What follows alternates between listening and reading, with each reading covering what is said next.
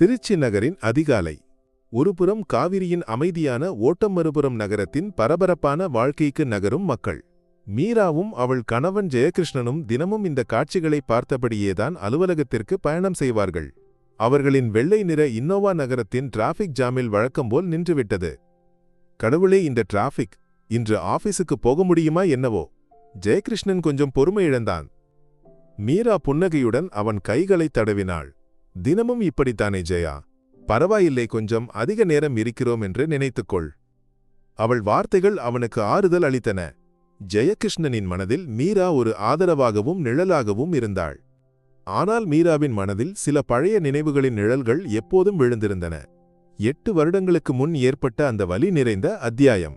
அவற்றையெல்லாம் தன் புதிய வாழ்க்கையிலிருந்து மறைக்க அவள் பெரிதும் முயற்சி செய்திருந்தாள். அப்போதுதான் ஜன்னல் ஓரம் ஒரு சிறிய முகம் தோன்றியது. அவன் ஒரு 10 வயது பையன். மங்கிய நிறமுள்ள சட்டையும் பழைய பேண்டும் அணிந்திருந்தான். அவன் கையில் வண்ணமயமான பலூன்களும் ரோஜா பூக்களும் இருந்தன. அக்கா, பூ வேணுமா? அவன் குரலில் ஒரு வெகுளித்தனம் நிறைந்திருந்தது. அவன் கண்களை பார்த்தபோது மீராவின் நெஞ்சில் ஒரு குளிர்ச்சி பரவுவதை அவள் உணர்ந்தாள். ஒரு நிமிடம் அவள் தன் கடந்த காலத்திற்கு திரும்பிச் சென்றது போல் உணர்ந்தாள். 8 வருடங்களுக்கு முன் விட்டுச் செல்ல நேர்ந்த ஓர் அப்பனில்லாத குழந்தையின் நினைவு. ஜெயா, அந்த பையன்கிட்ட பூ வாங்கலாம், மீரா கூறினாள். ஜெயகிருஷ்ணன் புன்னகையுடன் பூக்களையும் பலூனையும் வாங்கினான். உனக்கு இந்த குழந்தைகளிடம் எப்போதும் ஒரு தனிப்பாசம் இருக்கிறதே மீரா? அப்படியா? ஒரு பெருமூச்சுடன் மீரா அவனிடம் பதிலளித்தாள். மீரா காரின் ஜன்னலை குறைத்து அந்த பையனிடம் விசாரித்தாள். தம்பி, உன் பேர் என்ன? உன்னி. வீடு எங்கே? தூரமா இருக்காக்கா. பாட்டியோடுதான் நான் இருக்கேன். அவன் வார்த்தைகள் மீராவின் இதயத்தில் பதிந்தன. தினமும் அவர்கள் அவனை பார்க்கவும் அவனிடமிருந்து ஏதாவது வாங்கவும் ஆரம்பித்தனர். உன்னியுடன் அவர்களுக்கு ஒரு தனிப்பட்ட உறவு உருவானது.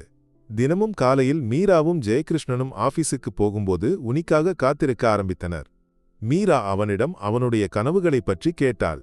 பெரியவனாகும்போது என்ன ஆக வேண்டும் என்று கேட்டாள். உனக்கு பள்ளிக்கூடம் போக விருப்பம் இருப்பதாக அவள் கூறினான். எனக்கு படிக்கத்தான் இஷ்டம் அக்கா, ஆனால் பாட்டிக்கு உடம்பு சரியில்லை, நான் தான் வீட்டை கவனிச்சிக்கணும். அவன் ஒவ்வொரு வார்த்தையும் மீராவின் மனதை வருத்தியது. 8 வருடங்களுக்கு முன் விட்டு சென்ற மகன் வயது. அவனை பார்க்கும்போது மீராவின் கண்கள் கலங்கின. ஜெயகிருஷ்ணன் இதையெல்லாம் பார்த்து ஆச்சரியப்பட்டான். மீராவுக்கு அவனுடன் உள்ள நெருக்கம் கூடிக்கொண்டே வருவதை பார்த்து அவன் மகிழ்ச்சியடைந்தான். என்ன மீரா, உனக்கு ஏதாவது கஷ்டமா? ஜெயகிருஷ்ணன் கேட்டான். ஒன்றுமில்லை ஜெயா, உன்னியை பார்க்கும்போது என் மனசுல ஏதோ ஒரு வருத்தம். மீரா பொய் கூறினாள். அவனை நாம் உதவ வேண்டும். அவனுடைய பள்ளிப்படிப்பை நாம் ஏற்றுக்கொள்ளலாம், ஜெயகிருஷ்ணன் ஆர்வத்துடன் கூறினான். அதை கேட்டபோது மீராவின் கண்கள் பிரகாசித்தன. அவள் ஜெயகிருஷ்ணனை அணைத்துக் கொண்டாள். தன் மகனுக்கு இனி நல்லதொரு வாழ்க்கை கிடைக்கும் என்று நினைத்தபோது மீராவின் மனம் மகிழ்ச்சியில் நிறைந்தது. ஒரு நாள் காலை வழக்கம்போல் அவர்கள் ஆபீஸுக்கு போய்க் கொண்டிருந்தனர். அப்போது டிராஃபிக் போலீஸ்காரர் வந்து அவர்களிடம் அடுத்த வழியில் போகச் சொன்னார். வழியில் ஒரு விபத்து நடந்ததாகவும் அங்கு பெரிய பிளாக் இருப்பதாகவும் அவர் கூறினார். ஜெயகிருஷ்ணன் காரை திருப்பியபோது மீராவுக்கு ஏதோ ஒரு மன அமைதியின்மை ஏற்பட்டது. ஏதோ ஒரு ஆபத்து வரப்போகிறது என்று அவள் மனம் முணுமுணுத்தது. சிறிது நேரத்திற்கு பிறகுதாங்கள் தினமும் பார்த்து கொண்டிருந்த இடத்தை கவனமாக பார்த்தாள். அங்கே உன்னியின் பலூன்களும் பூக்களும் சிதறி கிடந்தன. அவள் மனம் தளர்ந்துவிட்டது. அவள் உடனடியாக காரிலிருந்து இறங்கி அங்கே ஓடினாள். அப்போதுதான் போலீஸ் உன்னியை ஒரு ஆட்டோவில் ஏற்றி மருத்துவமனைக்கு கொண்டு செல்வதை பார்த்தாள். மீராவும் ஜெயகிருஷ்ணனும் உன்னியை பின்தொடர்ந்து மருத்துவமனையை அடைந்தனர். உன்னி எமர்ஜென்சி ரூமிற்கு மாற்றப்பட்டான். அங்கே உன்னியின் பாட்டியின் அருகில் மீரா சென்றாள். அந்த முகத்தை பார்த்தபோது மீரா அதிர்ந்து போனாள். 8 வருடங்களுக்கு முன் தனக்கு சொந்த மகனை விட்டுச் செல்ல நேர்ந்தபோது பார்த்த முகம். அவளுடைய முன்னாள் கணவனின் அம்மா. அப்போதுதான் மீரா அதிர்ச்சியுடன் அந்த உண்மையை உணர்ந்தாள். உன்னி தன் சொந்த மகன். மீராவின் மனம் துடித்தது. கணவனையும் மகனையும் விட்டுச் செல்ல நேர்ந்த அந்த இரவு மீராவின் மனதில் ஒரு மின்னலை போல் ஓடி வந்தது. 8 வருடங்களுக்கு முன் ஜெயகிருஷ்ணனை திருமணம் செய்து கொள்ள தன் கணவனையும் மகனையும் விட்டுச் சென்றவள்தான் மீரா. உன்னியை சந்தித்தது விதி நியதி போல் அவளுக்கு தோன்றியது. மீராவின் கண்கள் கண்ணீரில் நிறைந்தன. முன்னாள் கணவனின் அம்மா மீராவை பார்த்தபோது அதிர்ந்து போனார். உன்னி மீராவின் மகன் என்ற உண்மை ஜெயகிருஷ்ணனுக்கு தெரிந்தபோது அவனுக்கு மீரா மீது கோபம் வந்தது. மீராவின் கடந்த காலத்தை அவனிடமிருந்து மறைத்ததில் அவனுக்கு வலி ஏற்பட்டது. நீ என்னை ஏமாற்றினாய் மீரா, நீ என்னையும் உன் மகனையும் ஏமாற்றினாய். இவ்வளவு கூறிவிட்டு ஜெயகிருஷ்ணன் மீராவை தனியாக விட்டுவிட்டு போய்விட்டான். ஜெயகிருஷ்ணன் போனபோது மீராவின் உலகம் உடைந்து விட்டது போல் அவளுக்கு தோன்றியது. உன்னி மருத்துவமனையில் ஆபத்தான நிலையில் இருக்கிறான்.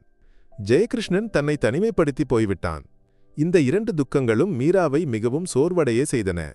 அந்த நாள் மீரா உன்னியின் அருகில் அமர்ந்திருந்தாள். அவளுடைய அம்மா உன்னியின் ஆரோக்கியத்தை பற்றி கேட்டபோது மீராவுக்கு ஆச்சரியம் ஏற்பட்டது. தன் அம்மாவுக்கு உன்னியை பிடித்திருக்கிறது. நாட்கள் கடந்து போயின. உன்னியின் உடல்நிலையில் முன்னேற்றம் ஏற்பட்டது. இந்த நேரத்தில் ஜெயகிருஷ்ணன் தன் வீட்டில் ஒரு விஷயமும் தெரியாமல் இருந்தான். ஆனால் அவன் மனதில் மீராவை பற்றிய நினைவுகள் மட்டுமே. மீராவின் வெகுளித்தனமான சிரிப்பு, அன்பு, அவனிடம் உள்ள அக்கறை, இவை அனைத்தும் அவன் மனதில் நிறைந்திருந்தன. தன்னை ஏமாற்றிய மீராவை வெறுக்க அவன் முயற்சி செய்தான். ஆனால் அவள் செய்தது தவறு என்று அவனுக்கு தோன்றவில்லை. அவளுக்கு தன் கடந்த காலம் ஒரு வலியாக இருக்கும். அந்த வலியிலிருந்து தப்பிக்கவே அவள் தன்னை மறைத்திருப்பாள். அவளை முழுமையாக புரிந்து கொண்ட ஜெயகிருஷ்ணன் அவளை தன் வாழ்க்கைக்கு திரும்ப அழைக்க வேண்டும் என்று தீர்மானித்தான். மருத்துவமனையிலிருந்து உன்னியை டிஸ்சார்ஜ் செய்த அன்று மீராவின் அம்மா அவளை வீட்டிற்கு அழைத்துச் சென்று கொண்டிருந்தார். அப்போது காரிலிருந்து ஜெயகிருஷ்ணனும் அவனுடைய அம்மாவும் சகோதரியும் இறங்கி வந்தனர். மீரா, என்னை மன்னித்துவிடு. நான் எல்லாவற்றையும் புரிந்து கொண்டேன், ஜெயகிருஷ்ணன் கூறினான். நம்முடைய 2 குழந்தைகளுக்கும் உன்னிக்கும் சேர்த்து நாம் ஒரு புதிய வாழ்க்கையை கொடுக்க வேண்டும். மீராவின் கண்கள் கலங்கின. ஜெயகிருஷ்ணன் அவளை அணைத்துக் கொண்டான். உன்னியையும் அவன் பாட்டியையும் கூட்டி ஜெயகிருஷ்ணனும் குடும்பமும் மீராவையும் உன்னியையும் சொந்த வீட்டிற்கு அழைத்துச் சென்றனர். பல வலிகளும் துயரங்களும் கடந்து அவர்கள் புதிய வாழ்க்கையை தொடங்கினர். அங்கன மீராவும் ஜெயகிருஷ்ணனும் அவர்களின் 2 குழந்தைகளும் உன்னியும் அவனுடைய பாட்டியும் அடங்கிய ஒரு பெரிய குடும்பம் மகிழ்ச்சியுடன் ஒன்றாக வாழ்ந்தது.